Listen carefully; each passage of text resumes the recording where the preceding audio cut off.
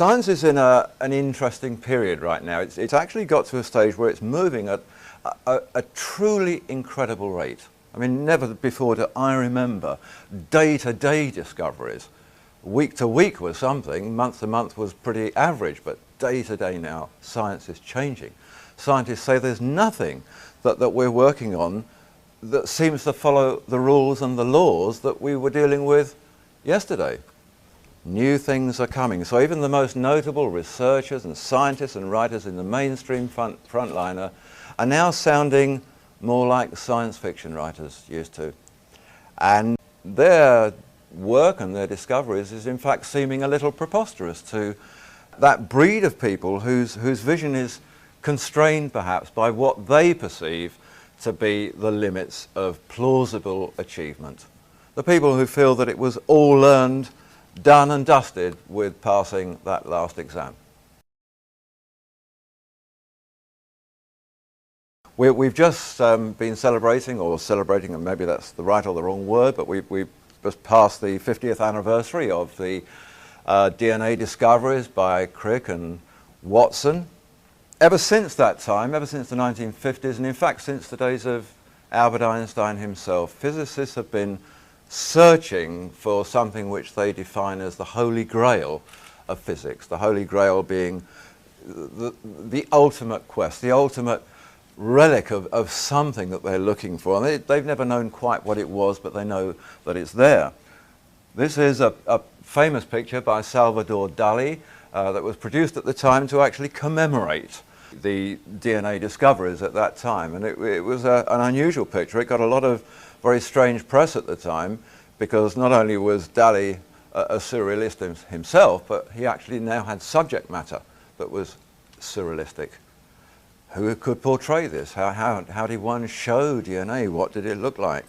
So this is the picture. What scientists have been looking for, in essence, is a sort of universal, unified theory of everything. They've reached the stage in the last few years where they seem to know now that the biggest questions of all will be answered by the smallest substances. And they're looking at atoms, and then they're looking at nuclei, and then they're looking at quarks and protons, and it gets smaller and smaller and smaller, and every time they get more and more excited because they make more and more big discoveries. Scientists of various sorts have established now, they've informed us that matter, any matter, can be in two places at the same time. They now know that particles that are millions of light years apart, somewhere up in space, can be connected.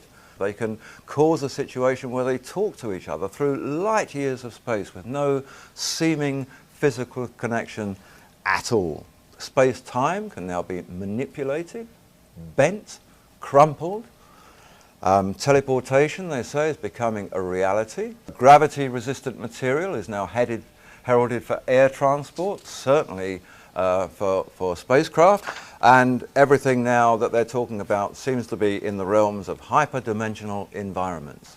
Parallel universes, they call them. Dimensions beyond the space-time that we live in and are familiar with and understand. So we're going to be looking at all of this in a fairly strategic way, and we're going to be looking in particular at doing it by virtue of a particular substance which is called an orbitally rearranged monatomic element. Now it looks as simple as that. It looks just like a little white powder that on the face of it could be anything. That particular powder not so long ago was a sliver cut from a 24-carat Canadian maple leaf gold coin. So that gold powder is nothing but the atoms of gold. It's called asymmetrically deformed high spin.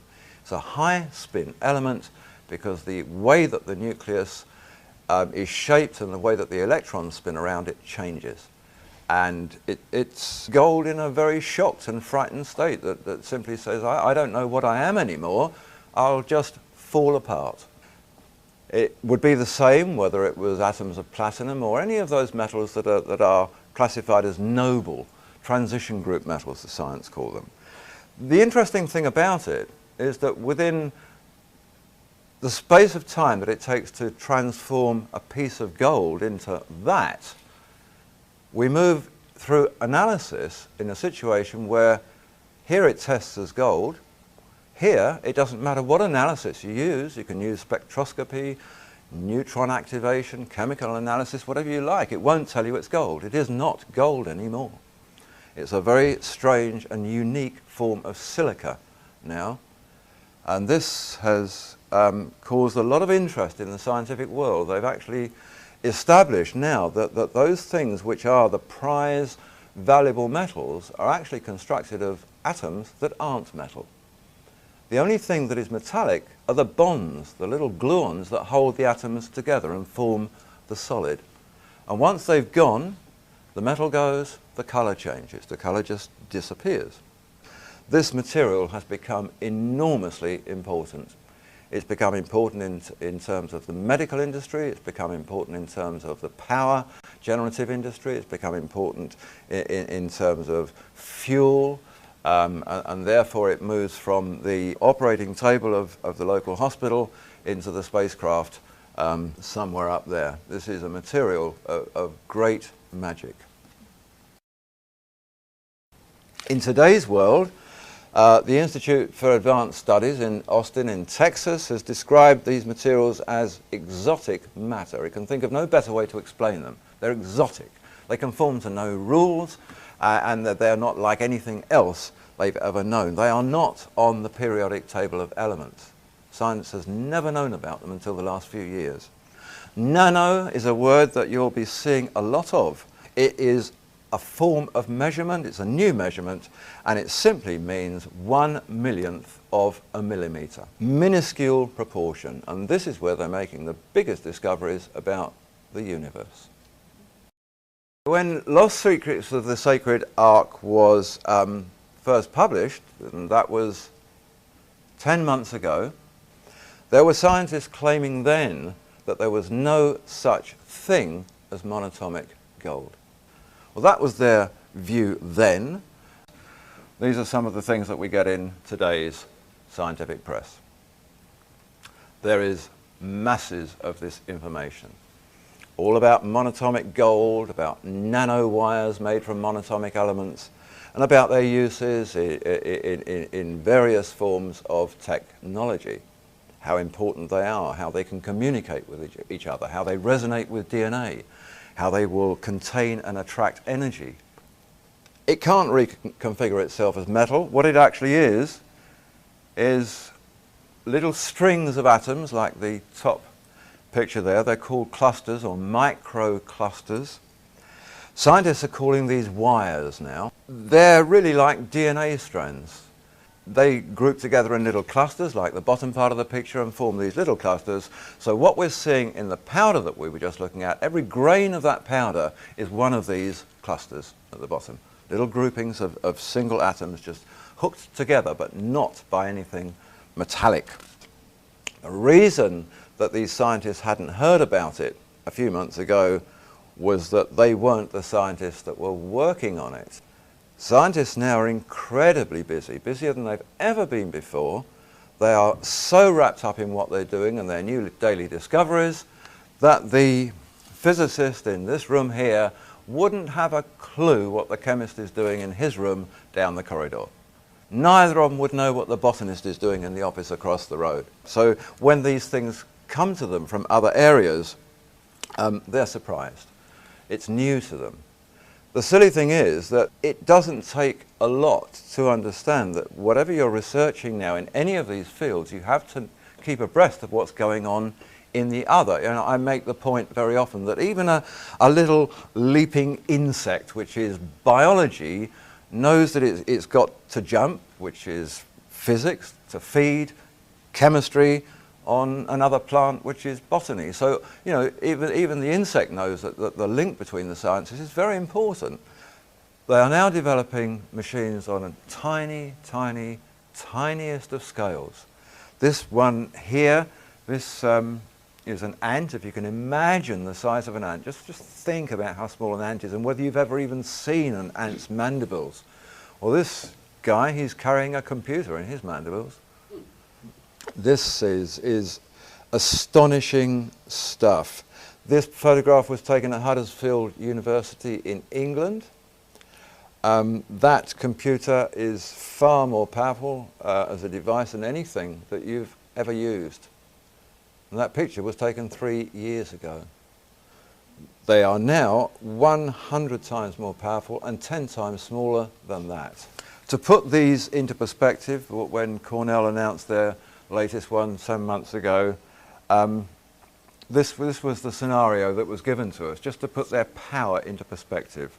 In 1993, 10 years ago, Intel's most powerful microprocessor had 3.1 million transistors on a single chip. Today, their equivalent best has 40 million transistors on a chip. So in 10 years, they've moved from 3 million to 40 million. These things, these kind of devices, multiply that by 100, even now, to an astonishing 4,000 million transistors on a single silicon chip. And it is all so small that they do this on something 1 million times thinner than a human hair. It's that small. Computers that you can bunch up and fit within the full stop at the end of a sentence. The amazing thing about these monatomic elements is that they're not actually a new discovery. We seem to have caught up with them again, but we seem to know about them a long, long time ago. We can go back to some very ancient texts. We can go back to Egypt, we can go back to Mesopotamia, we can go back even to the Bible itself and find lots and lots of ancient references to magical powders which actually seem to do all of the things that scientists are now telling us that these are capable of. It called these powders, which were associated gold in Mesopotamia, they were called shamana. In Egypt, they were called mufkut. So they had all these strange names. The Alexandrians called it the paradise stone. It's not a stone, it's a powder, but they called it the paradise stone. And in all cases, whether it was shamana, mufkut, paradise stone, or whatever, they all said this is a mysterious powder of projection. A powder of projection. And the various cultures were unanimous on that particular description.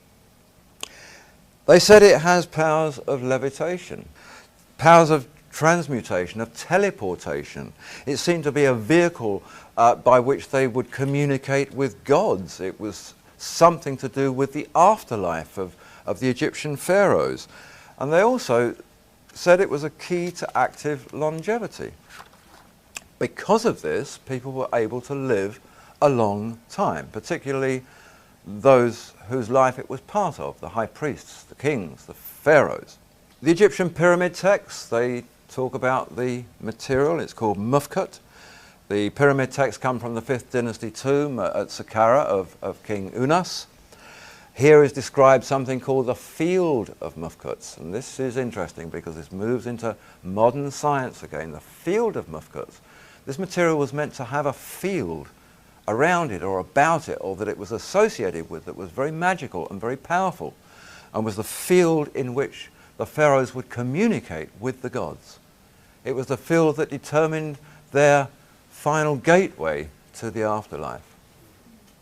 The stories of this field turn up earlier than the 5th dynasty. They turn up in the 4th dynasty. They turn up in the 3rd and the 2nd. And it's very interesting that we've never discovered the bodies of any of those old kingdom pharaohs. We've discovered what we think might be their tombs, but we've never discovered their bodies or their mummies. Those that we've got are from a much later time. Somehow or other, they seem to have vanished into thin air. And the texts tell us they were sent into the field of mufkuts. Intriguing. This is a portion of an old Egyptian temple. There's an interesting story behind this temple. The anniversary of its discovery, the 100th anniversary, is next year. It was discovered in 1904, but it was not discovered in Egypt. Back in 1904, the Egyptologist Flinders Petrie, British archaeologist, went on an expedition into the land of Sinai to map the country for the Egypt Exploration Fund. And that was the land apparently where Moses had taken the Israelites and they'd crossed this land of Sinai to get from Egypt into the Promised Land. And en route there they'd stopped at this amazing mountain. And this was the mountain where Moses saw the burning bush. It was where he received the Ten Commandments and the Book of the Law. It was where he seemingly spoke with God and where they built the Ark of the Covenant. And this whole story is full of accounts of fires and all sorts of amazing magical things going on. Anyway, they decided to climb this mountain. They climbed it. 2,500 feet above ground level, they found a great plateau with this temple. An Egyptian temple in the middle of nowhere. 270 feet of it on this plateau. Another equal amount of it back inside a cave that was carved into the mountain. This thing was very important.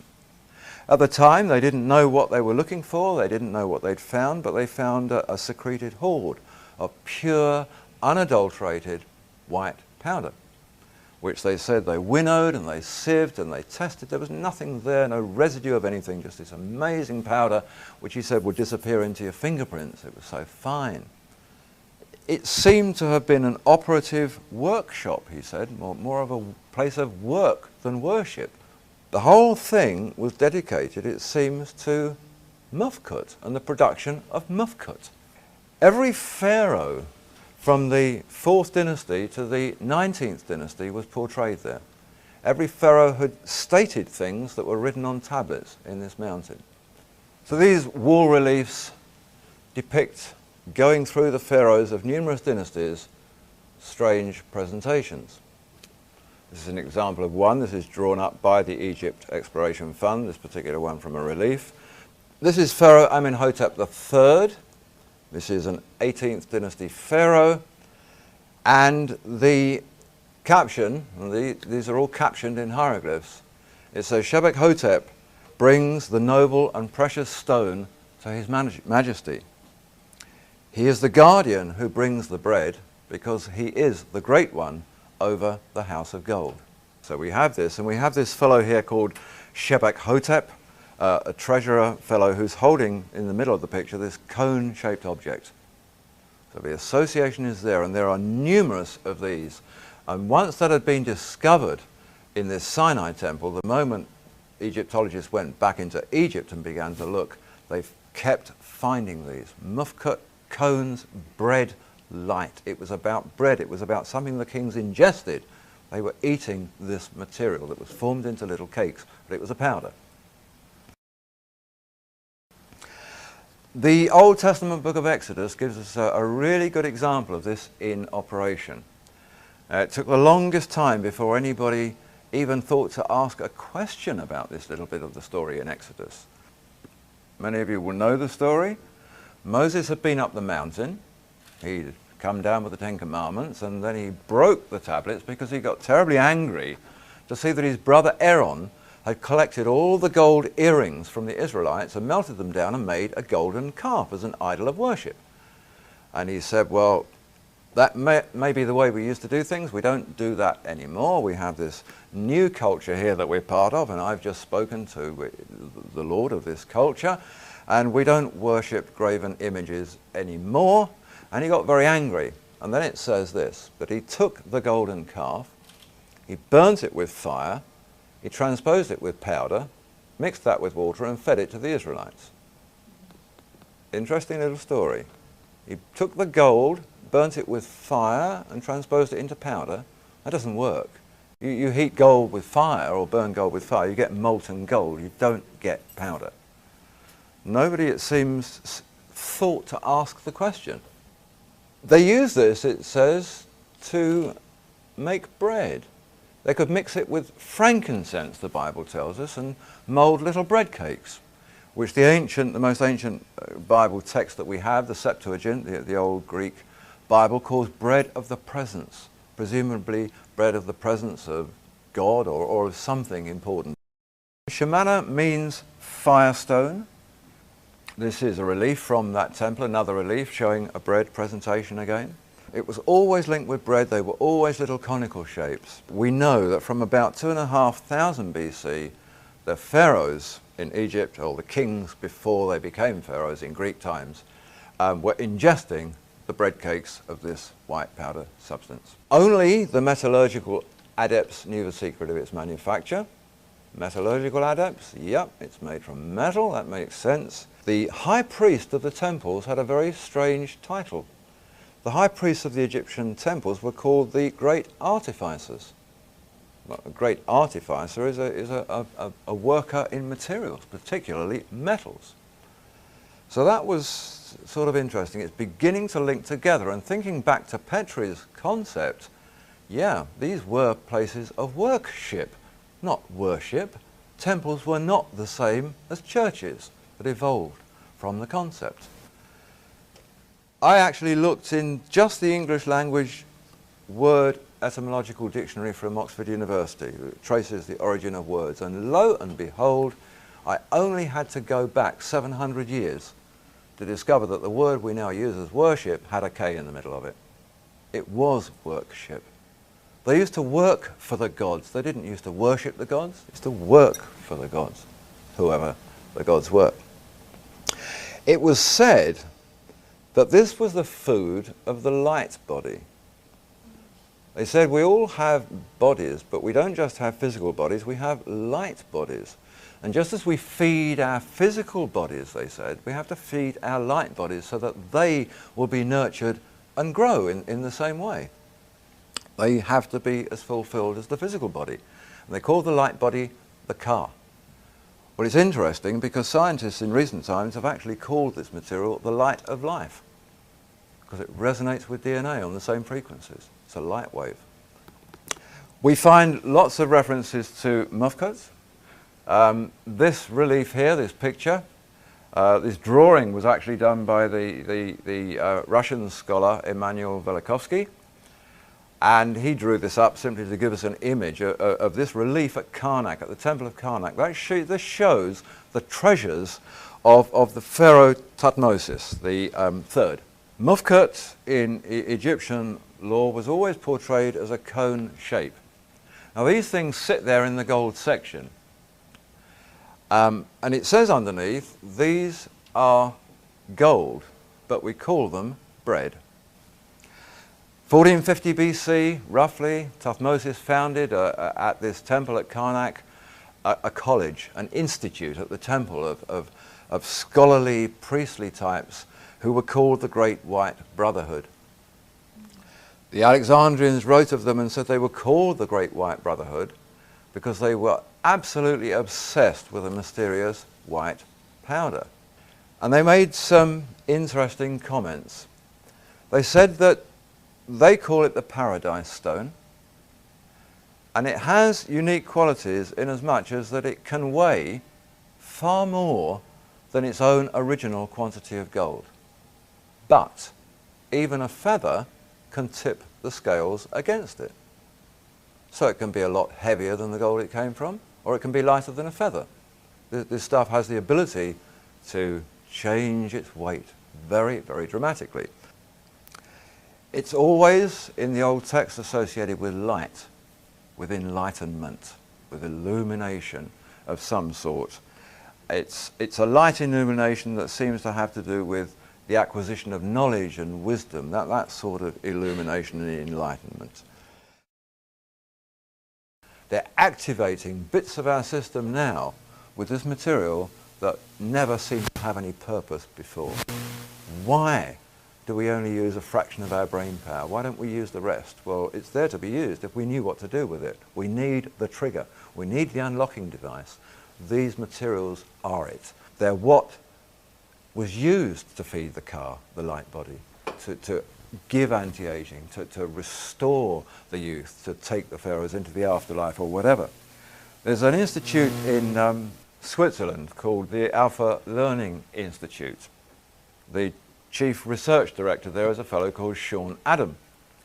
Sean Adam for 10 years has been the world's memory and speed reading champion. He can read a 300 book in 24 minutes. He reads at a speed of 3,850 words a minute.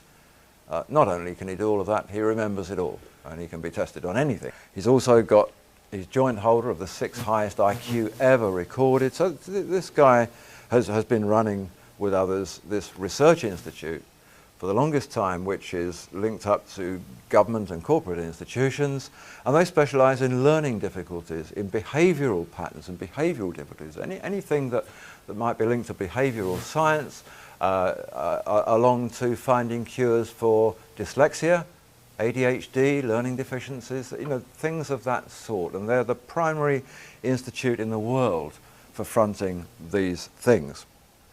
Well, from October 2002 until January 2003, as a little 3 to 4 month period there, they decided to test monatomic elements. 10 volunteers, 5 male, 5 female, average age somewhere between 17 and 52, and they were fed simply orally with these materials, with monatomic elements, these powders, regularly and irregularly, just to test the reaction. Well, the results were, in their words, staggering. Sean Adam, he wrote, "What we are seeing here is really quite amazing. The tests show it to be highly effective.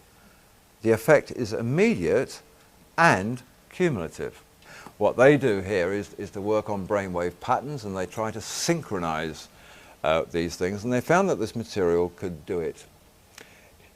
The theory and the logic behind it is that better balancing between left and right brain produces, and these are their words, a greater intelligence, enhanced creativity, improved mind-body coordination, more agility and less stress. Well, okay, that makes sense. If we're operating as we should be, that's what we should have. But we're none of us really operating as we should be. We're operating with all of this left brain thing going and not too much of the right. Well, here are the charts here. These are just average charts. There are hundreds and hundreds of these. They took everybody's brainwave scans as they were going along. Now the top chart shows a normal starting base, where in effect, and this would be any one of us at any moment in time, the brainwaves coming off the left side were far outweighing those, the red ones, on the right-hand side of the brain. The effects, they say, is immediate and cumulative. At the bottom is the first immediate effect. What happens is that the left has now contracted back to meet the right, and the right's grown just a little bit, but they've absolutely synchronized. The left and the right brain of this person, and this is the immediate effect, has now begun. And then they say it's cumulative, because what then happens is that it all grows to where the blue one was at the beginning. Quite extraordinary. Our research clearly shows that the left-right brain imbalances predominate in many mental behavioral dysfunctions, such as dyslexia and ADHD. It is our professional opinion that the monatomic products would be of tremendous benefit in any of these conditions. It is the most obvious answer as a healthy alternative to chemicals that have harmful side effects. To that, Sean Adam, the director, adds, "If I were going to take an exam, mental or physical, I would take monatomic elements immediately beforehand. The worst that could happen is that there would be a little improvement. There could be a lot. What about somebody who's permanently doing this, getting those into balance and growing with it?" This is exactly what the old texts told us that these things would do. They made them into bread cakes. They fed them to the priests. They fed them to the pharaohs. It gave them longevity. It gave them extra creativity. It enhanced their perception. It enhanced their intuition. It enhanced their awareness. All the qualities of leadership came from the mufkut, from the shemana, from these golden cakes that they called bread. It's clear from the evidence of all these ancient things that it didn't matter what they called things. It didn't matter that they didn't understand perhaps the true science that we're beginning to understand now. What they did know is that it worked. It did certain things. And they told us about that. So even if they didn't understand it, they presented things as sort of communicating with gods and priests who were able to disappear before their very eyes and things. But these are all things that this enables to be done now. In Greek mythology, it was the one substance that sat right at the very heart of the golden fleece legend. It was what the quest was all about. the secrets of manufacture of this material. It's linked up with the Ark of the Covenant, that famous golden coffer that Moses had built at the mountain in Sinai, and took to Jerusalem, where the temple was constructed to house it. So this most valuable artifact, the Ark of the Covenant, was entirely tied up with this science in some way, as we shall see. Mysterious processes concerning gold and things automatically ring alchemy bells. Pictures of wonderful wizened old chaps in medieval times with all sorts of potions and fires and things burning away, all trying to perfect this thing called the Philosopher's Stone, which Harry Potter has reminded us of yet again. It was in the middle 1600s, 1660, that Britain's Royal Society was founded and established and chartered by King Charles II, and it was that establishment of that society that embodied and led to the great discoveries of people like Christopher Wren, of Edmund Halley, of Isaac Newton, Robert Boyle, and all of these tremendous characters that emerged in the 1660s and 70s to make scientific discoveries that had never been made before. And most of those were made on the back of the fact that they were pursuing alchemy. They were searching for the Philosopher's Stone, and during the course of it they made lots of other discoveries, just like today in space research we get for our households all sorts of other wonderful spin-offs. The discoveries of things like gravity and whatever were spin-offs from looking for the Philosopher's Stone. There was one particular fellow classified today as an alchemist, although he was simply called a philosopher at the time. He was truly revered as a great master by the Newtons and others of the day. This fellow was called Irenaeus Philalathus. And for Irenaeus Philalathus was reckoned to be the ultimate master in that period. And Philalathus had got a little bit fed up with the church propaganda about the Philosopher's Stone being some silly device to turn base elements into gold and whatever, and he thought he'd publish material and put the record straight in the public domain. So in 1667 in Amsterdam he had a work published called Secrets Revealed. And in this he discussed the Philosopher's Stone, its nature, its qualities, what they knew about it. But most important, he made this point: our stone is nothing but gold. Our stone is nothing but gold. It's gold digested to the highest degree of purity and subtle fixation. We call it a stone only because of its fixed nature, because it resists the action of fire as successfully as any stone. In species, it's more pure than any gold that it comes from, but its appearance is that of a very fine white powder. That was the Philosopher's Stone, straight from the hand of the most famous chemist, alchemist of his time. We go back 200 years, we go back to the 15th century. We can look at the last testament of Nicholas Flamel, probably the best known of all the great alchemists of all time. A fellow who spent 20 years from a very poor base studying his science and ended up probably as the greatest and wealthiest benefactor that France has ever known.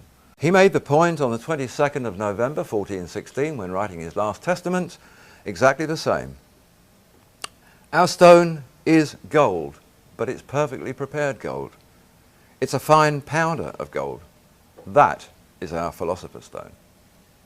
So we have a whole new perspective here. We have a perspective that says the Philosopher's Stone, despite all the propaganda, despite all the church has done to try and make it look silly, is not about turning anything into gold. It is gold. It's gold in the highest possible, purest form that it ever could be.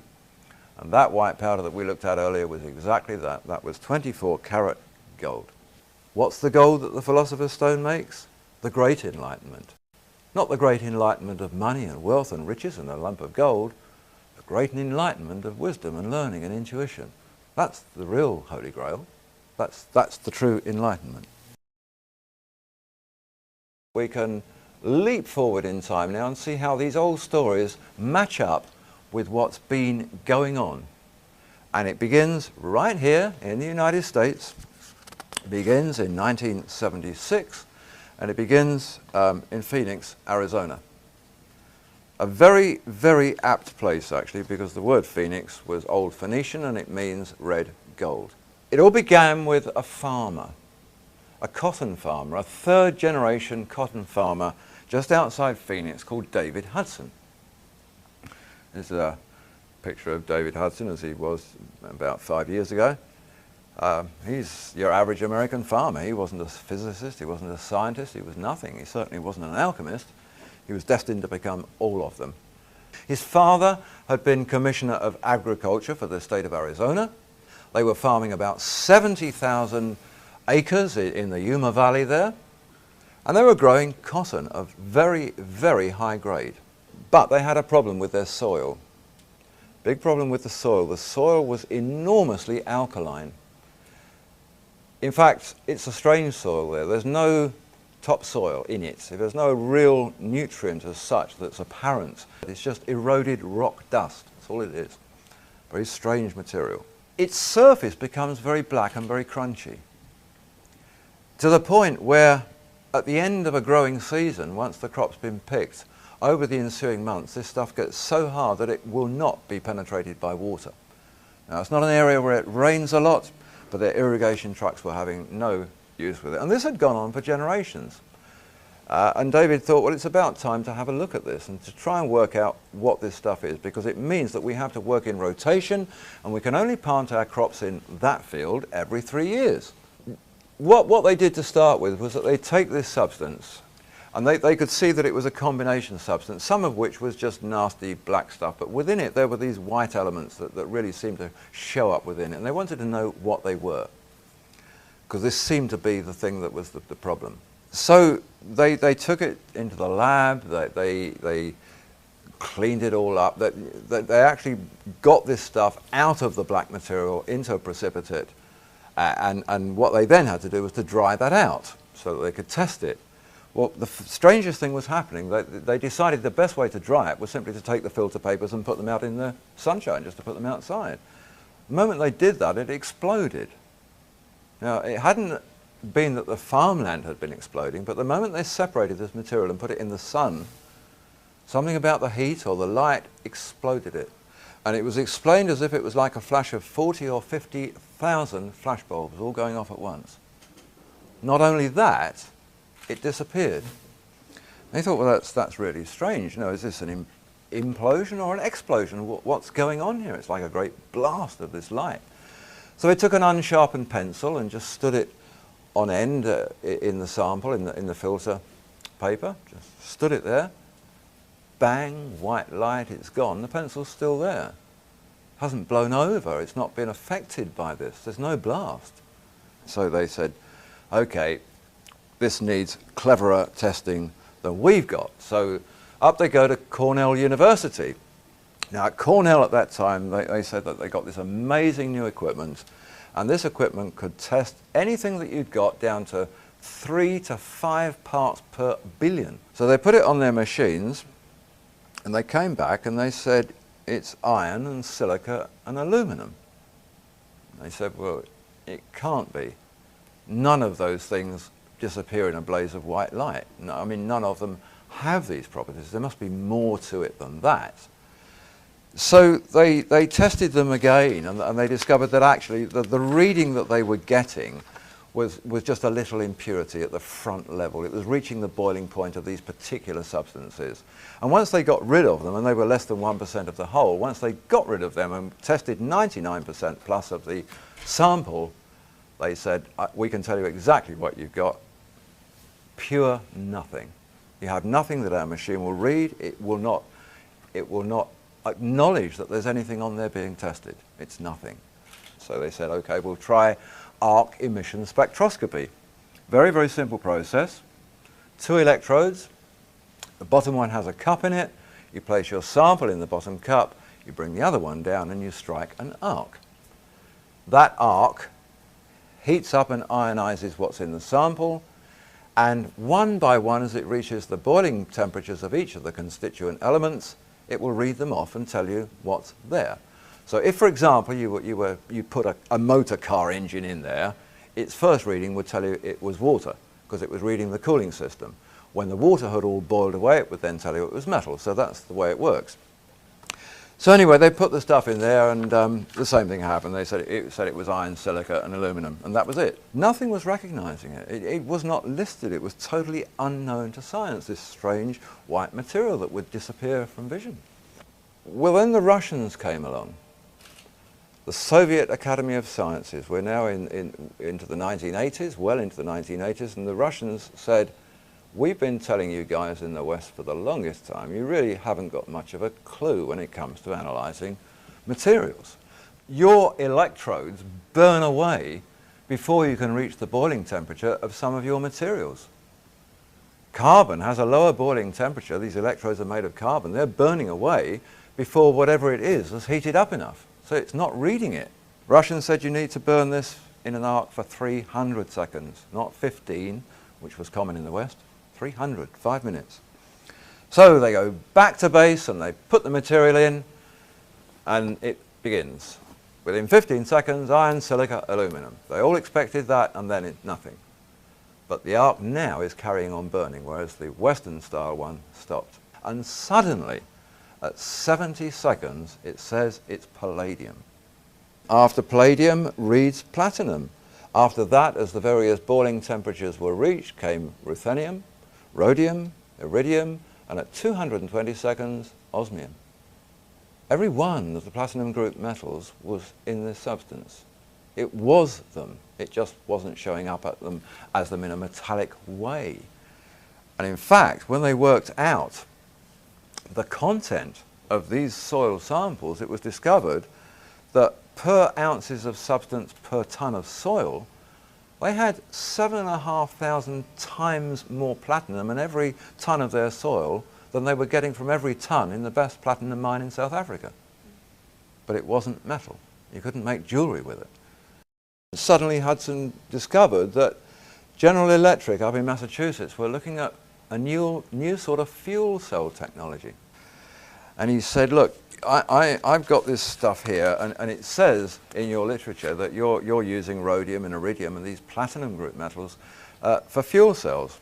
Your reports say that you're experiencing very strange phenomenon. You're experiencing blazing white lights and explosions and disappearing tricks and things. And they said, yeah. And he said, well, I've got some stuff that does that.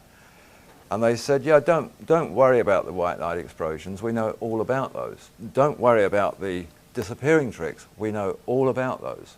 And he said, great, tell me all about them. And they said, no, I mean, we don't understand them. We just know about them. We know that it happens, and that's where we're leaving it. You know, it happens. We don't want to understand it. We want to make fuel cells. Well, David wanted to understand it. It was then decided that since this stuff was going to be proven as a kind of material that could be used in fuel cells, they said you ought to get down to the patent office and lodge a patent on this. You know, you need to lodge it because somebody else could discover it and stop you from working with it. So that's what he did. And there's a portion in the application where you have to do tests with weights and measures. Well, the funny thing about this material was that they'd noticed that its weight was fluctuating. So he said, well, like when? You know, at what stage do we weigh it? They said, well, you're just going to have to keep heating it and cooling it and heating it and cooling it and seeing what the mean weight is. So they got this machine, which is called a thermogravimetric analyzer, and they started doing this weighing. Well, it was actually quite remarkable. They managed to get readings during heating that took it to a weight of less than 0. They managed to get readings during cooling that took it to anything up to 700 times its original weight. Think of the Alexandrian Paradise Stone. These powders will outweigh the original quantity of gold. They can also be lighter than a feather. That was exactly what it was doing.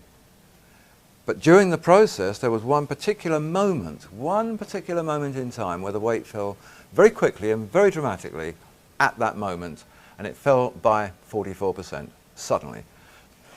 But what they noticed was something really odd, because the less than 0 weight that they were getting didn't make a lot of sense. It was sitting there in a pan in the lab on effectively weighing equipment.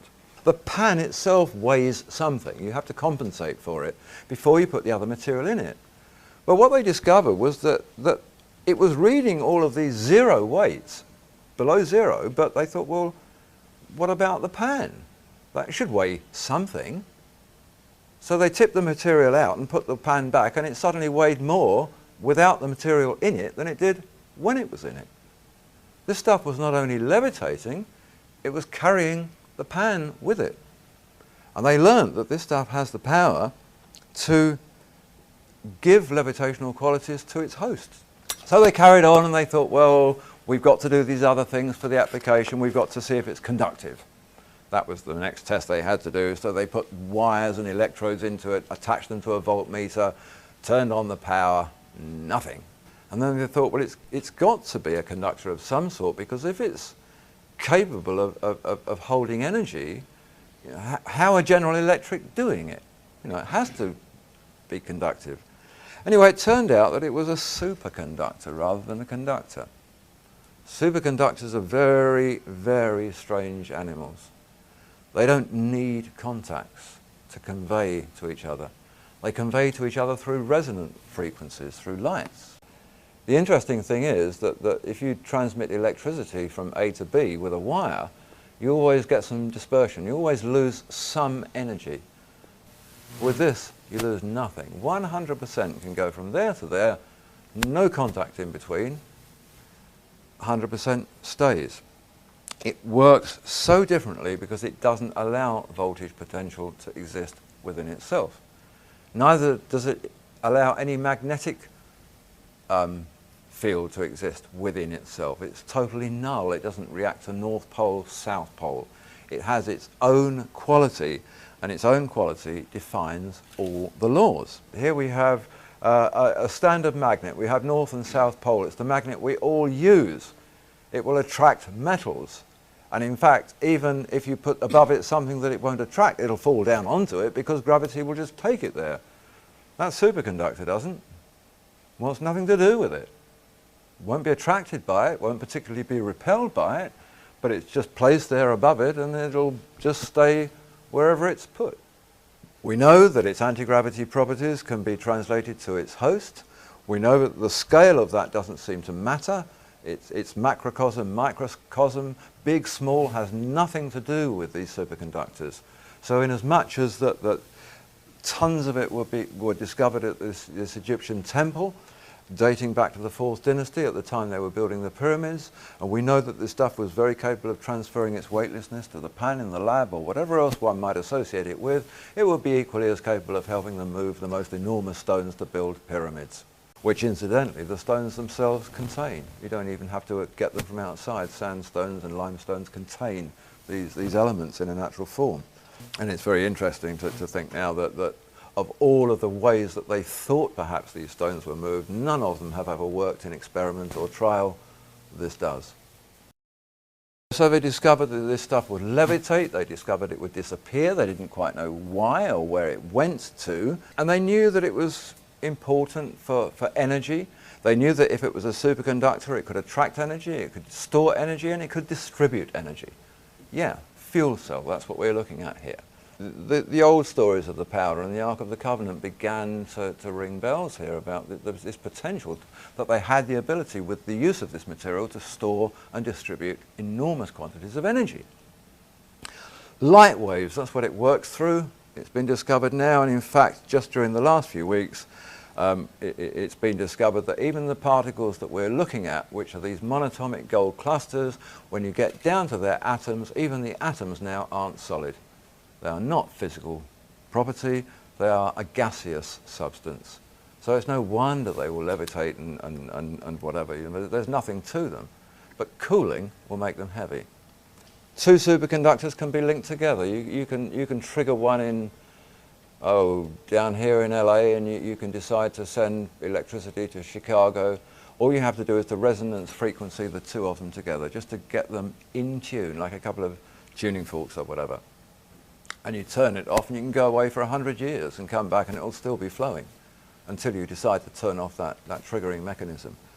So Hudson got very, very, very excited about all this, and he went along to the Institute for Advanced Studies in Austin, and he met with the director there, a fellow called Hal Puthoff, who many of you might know or know of, And Hal Puthoff is famous for his studies of zero-point gravity and vacuum energy, that sort of thing.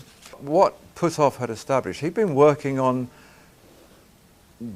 gravity calculations by the Russian physicist Andrei Sakharov from the 60s, and he'd been working out the mathematics for this, and he'd worked out that matter was capable of resonating in different dimensions that weren't ours. But what he calculated mathematically from Sakharov's work was that the moment it begins to do that, at that moment, the moment you know it's on the change, just hooking into the beginnings of another dimension, it will automatically lose 4/9 of its weight. And Hudson went along, he said, look, this is really interesting because 44% mine's losing, and that's the same, it's the same figure, 4/9. And so they agreed, well, yeah, I mean, it's because this stuff is beginning to resonate in another dimension. That's what's happening to it. It should disappear totally, he was told, if it carries on, and he said, it does. Disappears totally. We don't know where it goes, it just disappears. So they decided to test this. And they said that, look, the way to do it is this. If you have a little pile of powder in a pan and it becomes invisible, that means it's still there, but you can't see it. So if you've got a spatula and messed it up in the pan, it would come back, when it comes back, in a mess. But we suspect that yours won't. We suspect it will come back in the same shape that it disappeared in. And that's exactly what happened. It didn't come back in a mess. It came back looking exactly like it had disappeared, in that same perfect shape. There you are, they said. It's not invisible. It has simply moved out of our space-time, and it's now been brought back into it. Well, from that moment in time, and around that moment in time, scientists all over the world were talking about these hyperdimensions. Britain's Stephen Hawking, the famous Cambridge professor, Sir Martin Rees, our astrologer royal over there. It took a lot of people by surprise, really. They were saying that there are realms that exist around us and within our environment that we know nothing about. They called them hypersystems. They didn't know how to explain them, and they were coming up with drawings of this sort, trying to explain these sort of parallel situations, but it didn't really work. Such pictures didn't prove anything. It was demonstrated that the concept of another dimension was demonstrated by Cubist art, of all things. Cubist art was based on a principle of showing the dimensions that we can't see. And they had this wonderful thing which they called the Great Prismosaurus. Now, the Great Prismosaurus is an article with millions of facets on it, but it actually has a fourth dimension for everything. Everything that you can see the outside of, you can also see the inside of. What are these dimensions? Well, Martin Rees explains that our dimension is called three-dimensional because it goes up or down, or left to right, or backwards and forwards. We have no objective perception of it. We just live within this realm. There are other universes, they say. Some are crumbled up, so small that we can't even imagine them, but they're accessible. Others, they say, are a millimetre away from us. It's the world where Einstein's theory of then, now, and the future all coming into play at once. It's looking at the 30-storey building from outside as against being in it on its 15th floor. On the 15th floor, you perceive the 15th floor. You can look out of the window and know that you're part of something bigger, but you can't see the other floors. Well, the other dimensions are, in fact, those other floors. You can move into them, you can travel up and you can travel down, but you have to know how. You have to know how to trigger it. They say that gravity, they now understand, gravity is actually a signal leaking out of one of these other dimensions into ours. That's where they say the power of gravity comes from. So we're in this bubble, they say. Our whole universe is a bubble wrapped inside other bubbles that are wrapped inside other bubbles. People like NASA come on the scene and they say, yeah, well, it will be very easy. You know, we can move things between dimensions. We're not actually doing it yet, but we know how to do it because it's really a matter of resonance frequencies. All you have to do is to tune the locations to each other, just like setting up your radio onto a station. You know, when you get it in the right place, the message comes through. Treat it like tuning forks. Set up the vibrations between them. That way we can send anything we want, they say. We can send pictures, we can send text, we can send physical matter. What we've seen over the past 6 or 7 years now is an increasing awareness in the science press of the DNA links with these materials and how important they're becoming. They've talked about how they can be used to re-coordinate the uncontrolled division of body cells. This particular article here from Scientific American, the way it reads is this, that they place these elements at the end of the strands. The researchers examined the electrical properties of short lengths of double helix DNA in which there was a ruthenium atom at each end of one of the strands. Mead and Kayam, the scientists, estimated from earlier studies that a short single strand of DNA ought to conduct up to 100 electrons a second. Imagine their astonishment when they measured the flow along the ruthenium-doped double helix to find that the current was up by a factor of more than 10,000 times. It was as if, they said, the double helix was behaving like a piece of molecular wire. Wow. It's our monatomic gold wires. They're able to turn the DNA into becoming a part of its structure, or vice versa. The two things can become one. By this means that they build up an integrated circuit of light within the body, and they have the ability to perform cell correction. DNA has memory. What does the memory do? It tells the DNA what it should look like. It tells the cell structure what it should be. What is cancer then? Cancer is malformed or deformed cellular structure. That's all it is. It might be horrific, but it's basically very simple. It's DNA in a muddle. How do you correct it? You make it 10,000 times more intelligent, and the DNA says to itself, I shouldn't be like this. I'm supposed to be like this. And it changes. It will reconfigure itself correctly in accordance with the way it should be. This is cancer treatment that involves no surgery. It involves no drugs, it involves no radiation, it leaves the immune system intact, and suddenly the light of life has become a truly life-giving substance. None of it is about being anti-cancer. This is the interesting thing. And AIDS and all of these types of disease, it's not anti-anything. It's pro-life. And the thing that has amazed doctors is that you can actually cure cancers by thinking about preserving life. Everything that they've done up to date has been the opposite. It's about killing cancer. And in doing that, you're destroying DNA, you're destroying body tissue, you're destroying cellular structure, you're affecting their immune system. Because the rule was that nobody said you had to have a good quality of life after the cancer had been killed. What they had to do was to kill the cancer.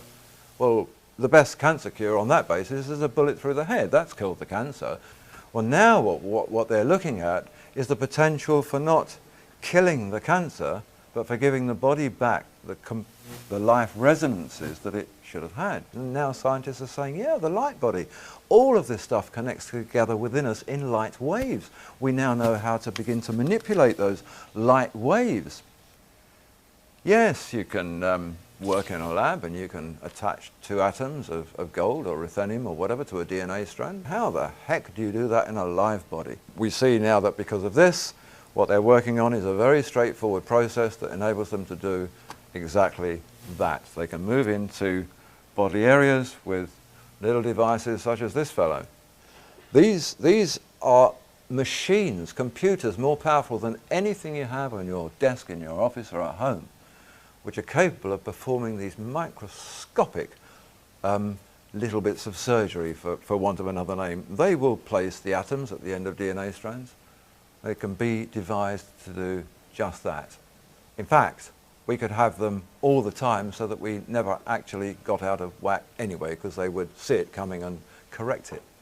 Monatomic elements have anti-aging properties, we're told. They correct DNA, they interact with DNA.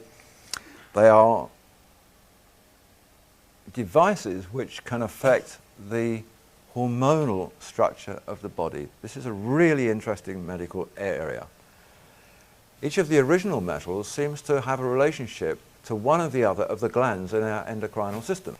Gold seems to link up with the pineal gland, for example. Iridium seems to link up with the pituitary gland. These substances, whether ingested or injected or whatever, they can affect and heighten and enhance the hormonal secretions from any of these chosen or selected glands. It's a science which now puts paid to the problems associated with hormone replacement therapy, for example. You know, it's a therapy which is very popular. It works to an extent. It has some funny side effects, but in the end, all they're really doing is dosing human beings up with the hormones from the desiccated glands of dead animals. Well, there's not a lot of point in that. Far better if they can find a way to make more of our own. So why not enhance the pineal gland to produce more melatonin? Why not enhance the pituitary gland to produce more serotonin? So that's the area that they're moving into now, and these materials will do exactly that. In today's world, the Institute for Advanced Studies in Austin in Texas has described these materials as exotic matter. It can think of no better way to explain them. They're exotic. They conform to no rules, and that they're not like anything else they've ever known. They are not on the periodic table of elements. Science has never known about them until the last few years. The Center for Advanced Study in Illinois classifies superconductivity, which is one of their main attributes, as the most remarkable property in the universe. So we've got something pretty amazing here. We've got a very ordinary looking white powder which is exotic beyond any comparison and contains abilities which are the most remarkable properties in the universe. And yet it appears like some grains maybe of talcum powder. So we sort of move towards rounding up here. Manipulation of space-time has been something they've been talking about for about the last 5 to 7 years. A fellow here called Miguel Alcubierre.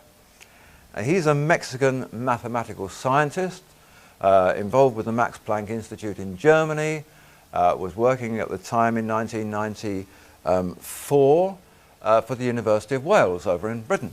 This is the abstract at the beginning of a multi-page document that he wrote, the journal Classical and Quantum Gravity, which caused quite a stir worldwide.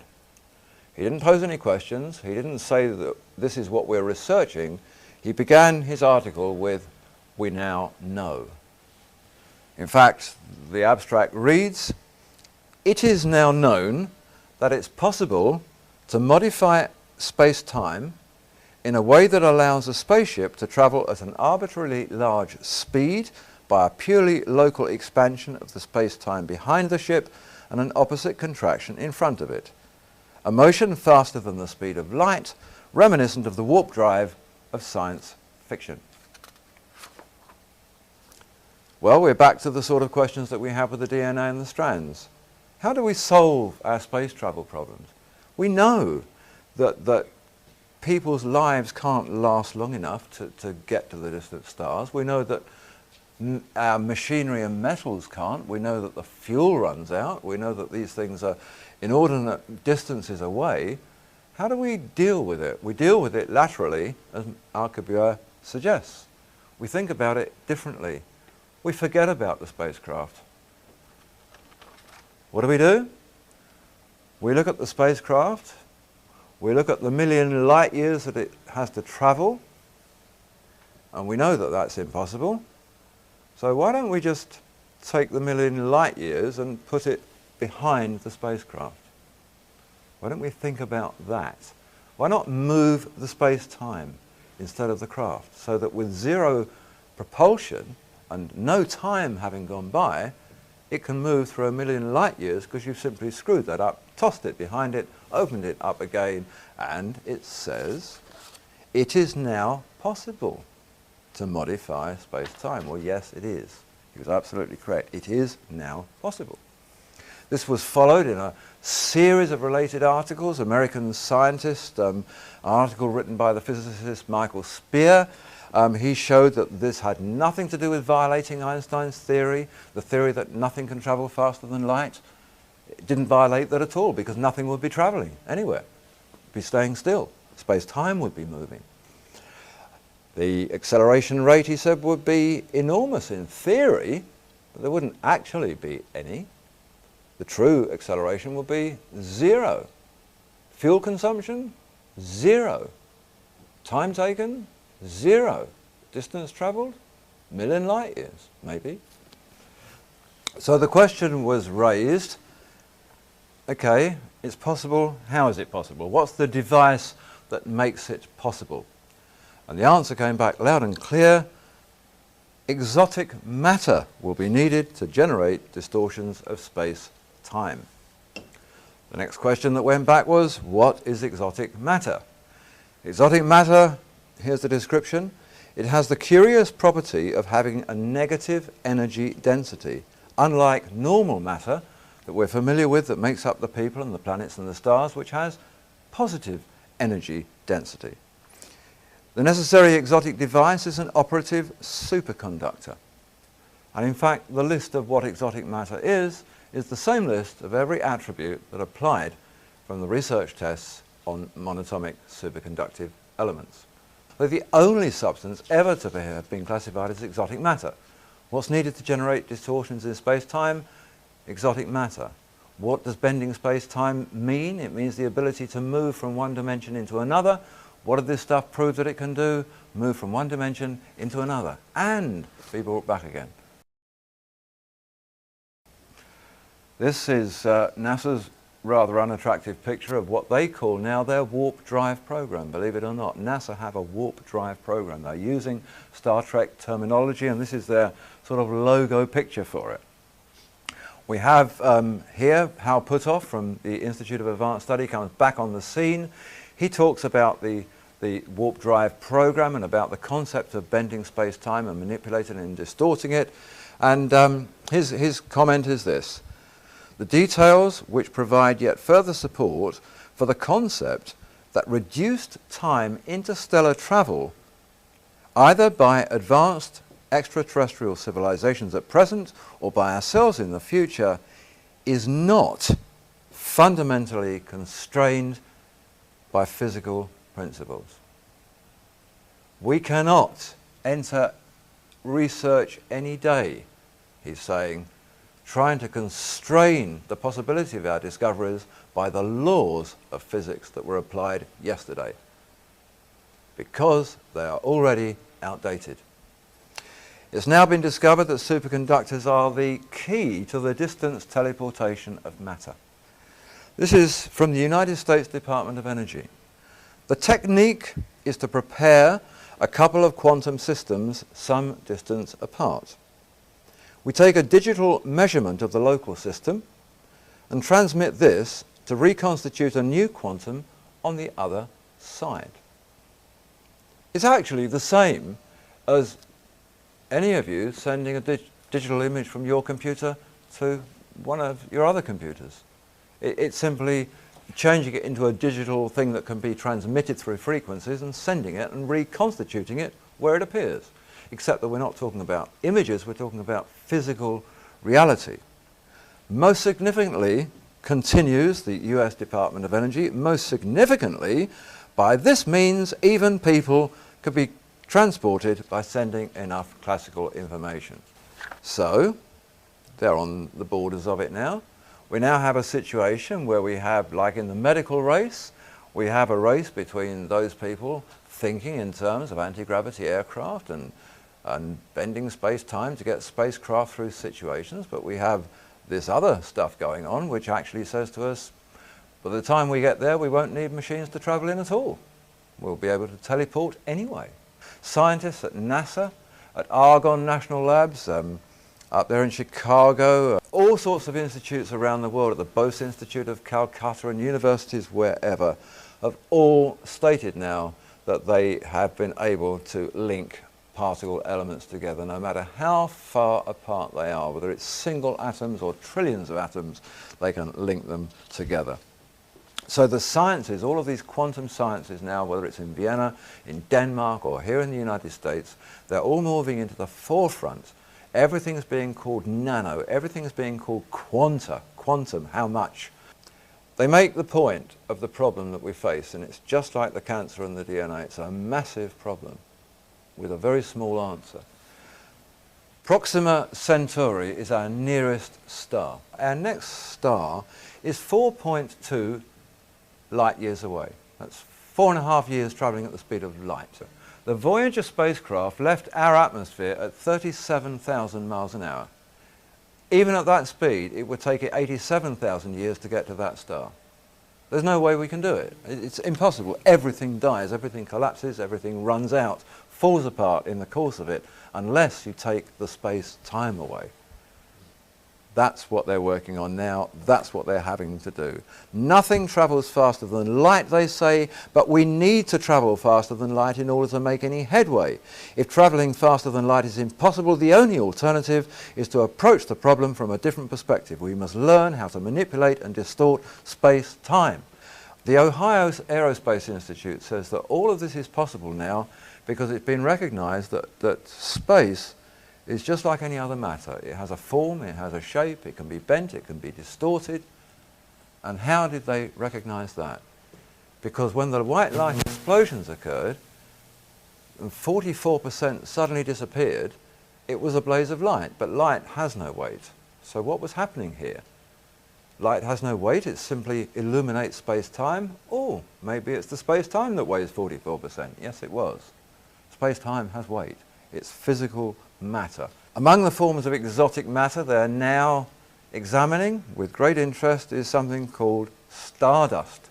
Microscopic grains from way beyond our environment up there, way beyond the stratosphere, ionosphere, and these grains are found as particles, no more than 6 in every 100,000 other particles of dust up there. It's the oldest substance known to exist.